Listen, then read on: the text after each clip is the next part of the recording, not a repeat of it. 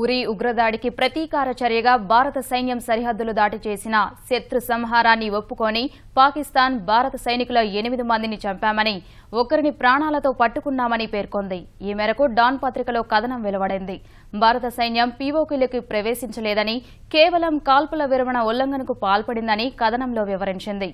ఈ దాడిని ధీటుగా తిప్పికొట్టే క్రమంలో పాక్ సైన్యం జరిపిన కాల్పుల్లో 8 మంది భారత సైనికులు చనిపోయారని, తమ వాళ్లు 2 ప్రాణాలు కోల్పోయారని పాక్ సైన్యాన్ని ఉటంకిస్తూ డాన్ ఆ కథనంలో పేర్కొంది. భారత సైనికుడు ఒకరిని ప్రాణాలతో పట్టుకుని గుర్తు తెలియని ప్రదేశంలో పాక్ సైనికులు విచారిస్తున్నట్లుగా ఆ సైనికుడి పేరు, చిరునామా తెలిపింది. పాక్ సైన్యానికి భయపడి మరణించిన సైనికుల మృతదేహాలు తీసుకెళ్లడానికి కూడా భారత సైన్యం రాలేదని వ్యాఖ్యానించింది. భారత సైనికులు చనిపోయారన్న వార్తలను మన సైన్యం కొట్టిపారేసింది.